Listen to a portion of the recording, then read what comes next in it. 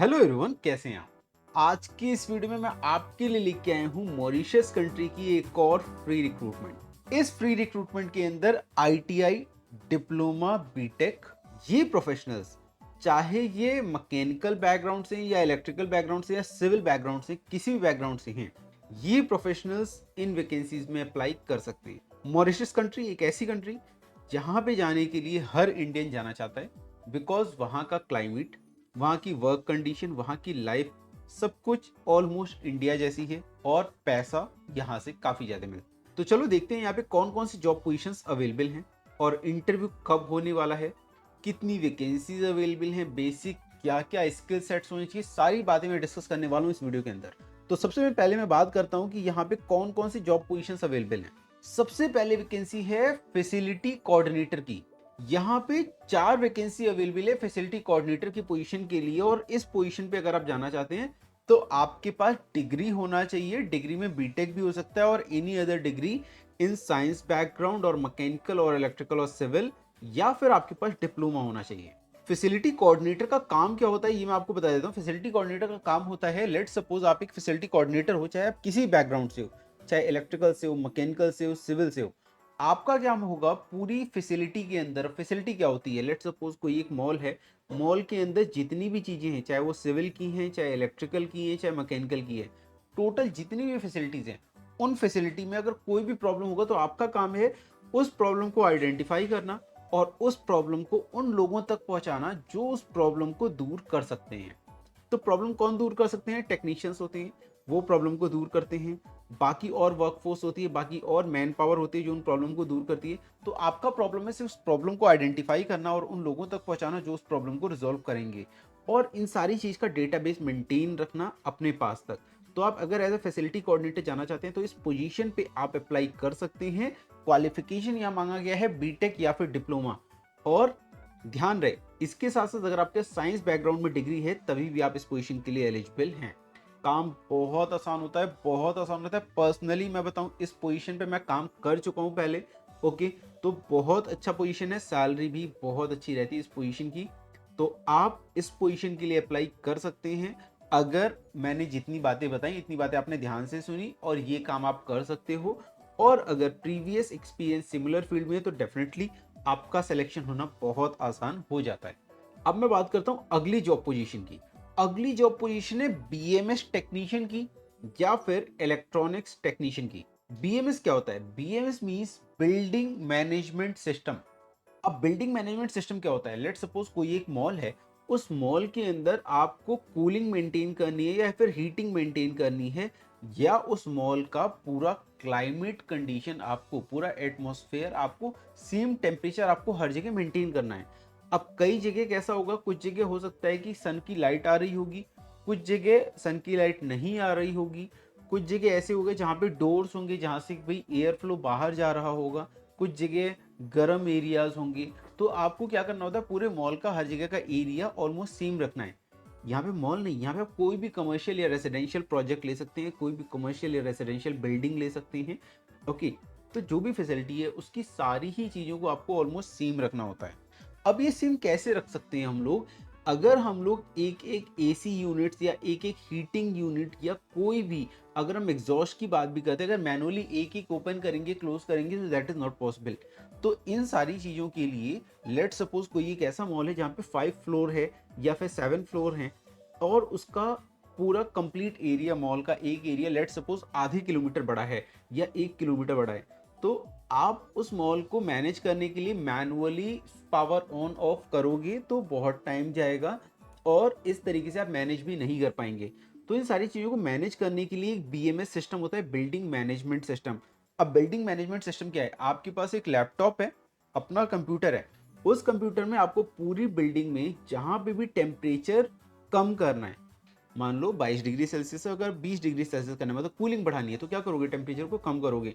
आपको टेम्परेचर कम करना होता है, आपने टेम्परेचर कम कर दिया सिर्फ अपने सिस्टम में, कंप्यूटर में या लैपटॉप में देख के, आपने यहाँ पे टेम्परेचर कम फीड कर दिया तो वहाँ पे कूलिंग रेट ज़्यादा हो जाएगी।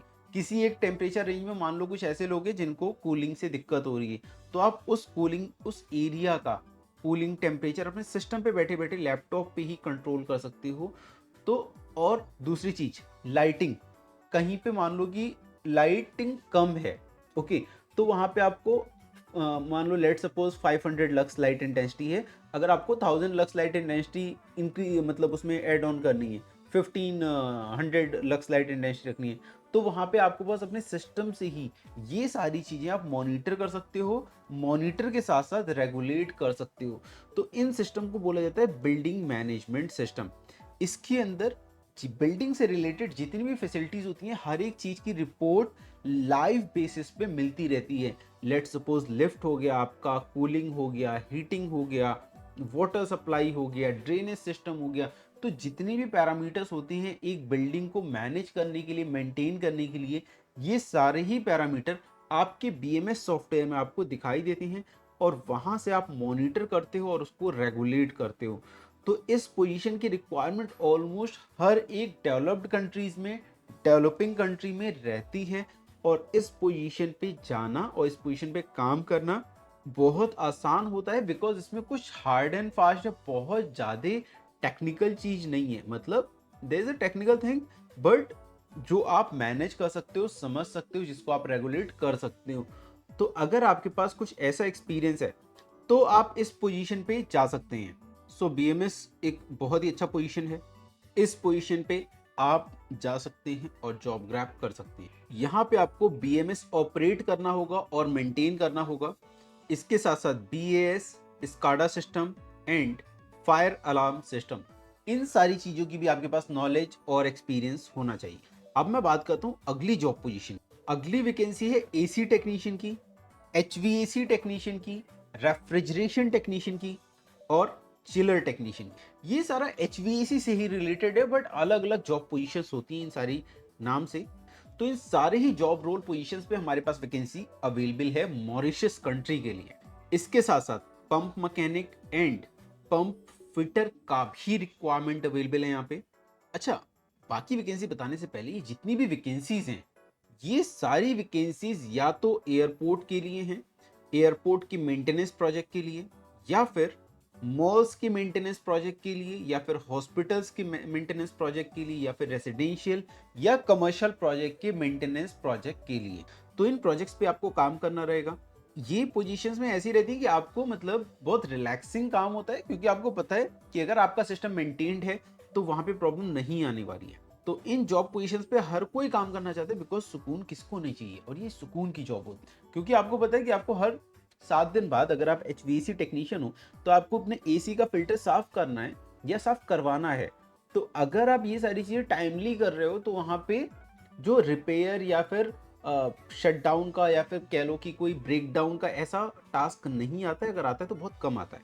तो बहुत फ्लेक्सिबल वाली और बहुत ही सुकून वाली जॉब होती है मेंटेनेंस की, जिसमें अगर आप जाते हैं, करियर बनाते हैं, तो आप काफ़ी ज़्यादा ग्रो करते हैं और सुकून से अपनी लाइफ स्पेंड करते हैं। इसके बाद यहाँ पे लिफ्ट टेक्नीशियन की वैकेंसी अवेलेबल है, एक्सेलरेटर, माफ कीजिएगा, एलिवेटर, एलिवेटर टेक्नीशियन की वैकेंसी अवेलेबल है, फर्नीचर कारपेंटर की वैकेंसी अवेलेबल है, नॉर्मल इलेक्ट्रीशियन की वैकेंसी अवेलेबल है, इंडस्ट्रियल इलेक्ट्रीशियन की वैकेंसी अवेलेबल है, प्लम्बर्स की वैकेंसी अवेलेबल है, प्लम्बिंग टेक्नीशियन की वैकेंसी अवेलेबल है, जिनके पास fire fighting, pumps, waste water treatment और वेल्डिंग में एक्सपीरियंस होना चाहिए।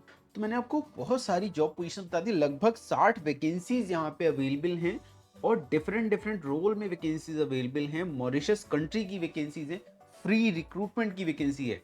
तो दोस्तों काफ़ी अच्छी वैकेंसी है। इस वैकेंसी को, इस डिटेल को अपने फ्रेंड्स, रिलेटिव, उन सबके साथ शेयर करो जो कि मेंटेनेंस प्रोजेक्ट में काम करते हैं, चाहे इंडिया में, चाहे उनके पास अब्रॉड का एक्सपीरियंस है, और वो लोग अगर मॉरिशस जाना चाहते हैं तो इस वैकेंसी पे ज़रूर अप्लाई करें, क्लाइंट इंटरव्यू ज़रूर दें। अब मैं बता दूं कि इसका इंटरव्यू कब और कहाँ होने वाला है।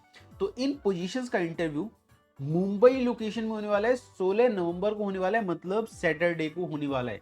आप इंटरव्यू का एड्रेस नोट डाउन कर लें। इंटरव्यू होने वाला है आपका 320-321 Kuber complex, new link road, opposite Lakshmi industrial estate, Andheri west, Mumbai.